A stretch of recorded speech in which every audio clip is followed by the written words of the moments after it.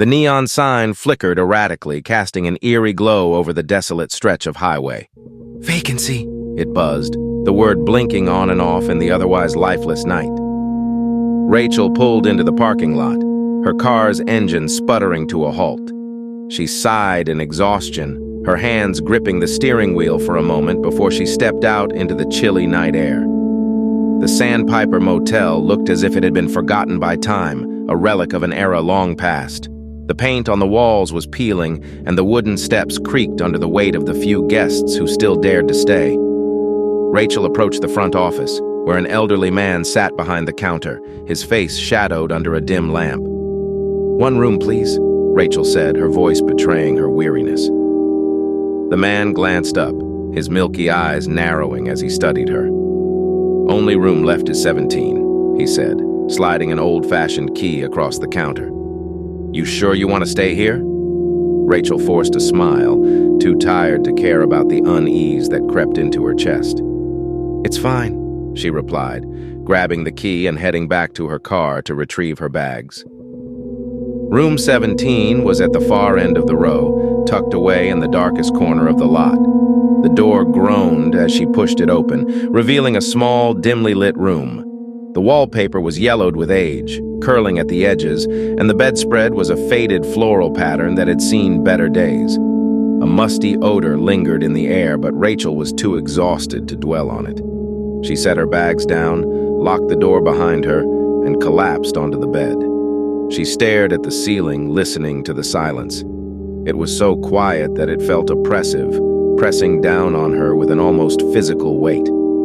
After a few minutes, she got up and switched on the small television in the corner, hoping for some background noise to drown out the stillness.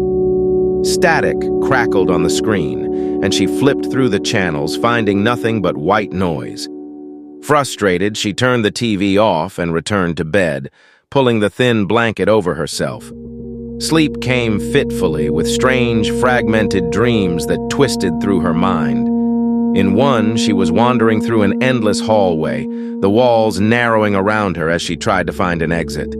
A whispering voice followed her, though she could never catch what it was saying. The dream shifted, and she found herself standing in the middle of the motel parking lot, staring at her own reflection in the cracked glass of the office window. The reflection smiled at her, though her own face remained still. Rachel woke with a start, her heart pounding in her chest. The room was dark, save for the faint glow of the neon sign outside, casting an eerie red light through the gaps in the curtains. She glanced at the clock on the nightstand. It was just past 3 a.m. She closed her eyes, willing herself to fall back asleep. But something felt off. A soft scratching noise echoed from the corner of the room like nails scraping against wood. Rachel's breath hitched, and she turned slowly, her eyes searching the darkness. The noise stopped, replaced by an unnerving silence. "Just the wind," she whispered to herself, though the air in the room was still. She tried to calm herself, but the unease was growing, spreading through her like a poison. The silence became unbearable, amplifying every creak, every distant sound. Then she heard it, a faint, rhythmic tapping coming from the wall behind her headboard.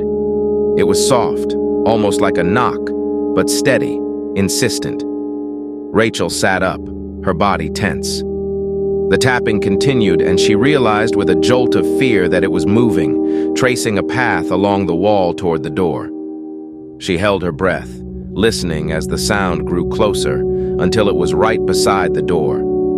She stared at the door, half expecting to see the handle turn, for someone or something to push it open. But nothing happened.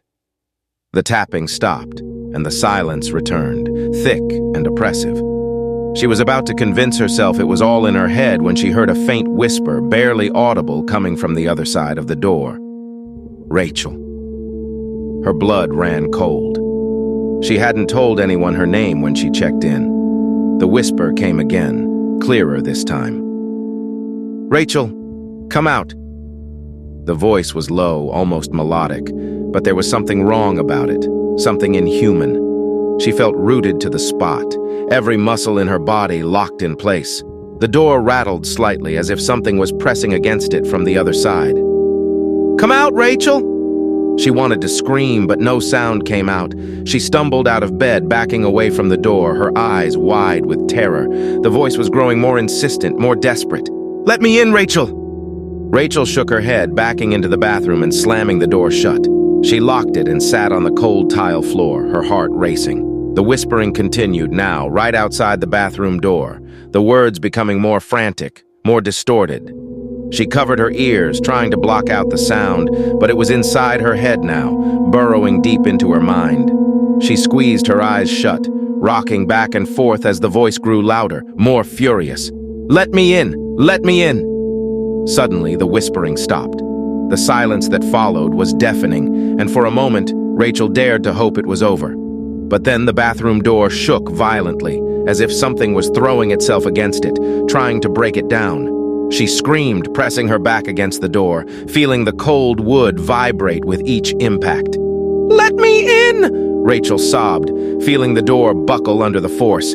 She knew it wouldn't hold much longer. The air in the room grew colder, the temperature plummeting as an unnatural chill filled the space. Her breath came in ragged gasps, visible in the freezing air. Then, as suddenly as it began, the banging stopped. The silence returned, thicker and heavier than before. Rachel sat there, trembling, waiting for something, anything to happen. But there was only silence. After what felt like hours, she finally gathered the courage to move. She unlocked the bathroom door and slowly pushed it open. The room was exactly as she had left it, the door to the hallway still closed, the room still bathed in the faint red glow from the neon sign. But something was different. The air felt heavier, oppressive.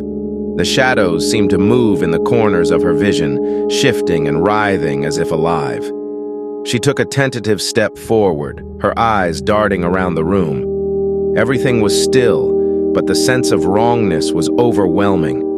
Rachel grabbed her bag and bolted for the door, not caring about the noise she made. She fumbled with the lock, her hands shaking uncontrollably, and finally managed to wrench the door open. She fled into the night, the cold air stinging her skin as she ran to her car. She didn't stop to look back until she was safely inside, the doors locked and the engine roaring to life. As she peeled out of the parking lot, she glanced in the rearview mirror. Room 17 was dark, the door hanging slightly ajar. And then she saw it. A figure standing in the doorway, barely visible in the darkness. It watched her with hollow eyes, its face twisted into a grotesque smile. Rachel slammed her foot on the gas, speeding away from the motel, her heart pounding in her chest. She didn't stop driving until the Sandpiper Motel was far behind her, lost to the night and the miles of empty road. But no matter how far she drove, she couldn't shake the feeling that she wasn't alone, that something had followed her. And in the distance, she could still hear the faintest whisper. "Rachel."